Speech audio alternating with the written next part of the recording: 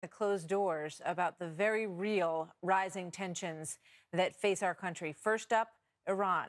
Sources now telling Fox News that it seems President Trump will not recertify the Iran nuclear deal, delivering a crushing blow to the Obama administration's foreign policy legacy.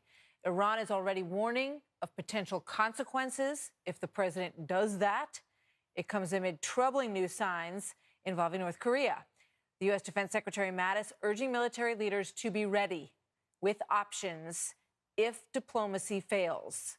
So which rogue actor presents the most immediate threat to our country? Tough choices, right? Here now, Mark Thiessen, American Enterprise Institute scholar and a Fox News contributor, and Isaac Wright, Democratic strategist and former executive director of Correct the Record. Gentlemen, welcome to both of you. You know, we talk about the NFL, we talk about the tiffs that may or may not be happening inside the White House, but the thing that perhaps presents the greatest threat to this country is Iran and North Korea.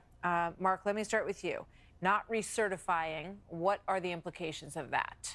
Well, I mean, he can't recertify. First of all, this has nothing to do with the actual nuclear deal. Under U.S. law, the president is required every 90 days to recertify the deal. And so what he's required to say if he recertifies the deal is that Iran is transparently, verifiably, and fully implementing the agreement, and that the agreement is in the vital national security interests of the United States. He can't say that because the agreement under the agreement, Iran does not have to allow the IAEA into its military facilities. So they cannot literally, transparently, verifiably say that they're complying with the intent of the agreement, which is not to proceed with their nuclear program. And second, he just went to the UN and said correctly that this agreement is an embarrassment.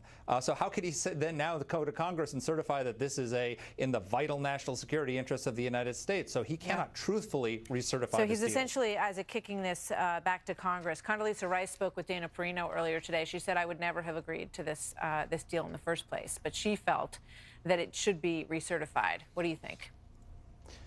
So let's be clear. The JCPOA, as it's often called, the Iran nuclear deal, addresses specifically nuclear arms. It has successfully kept the Iranians from becoming a nuclear power. Since it was implemented, the IAEA that Mark mentioned, the U.S. Secretary of State's office, our own Defense Department, our Intelligence Department have all actively monitored Iran. 17,000 nuclear centrifuges have been removed.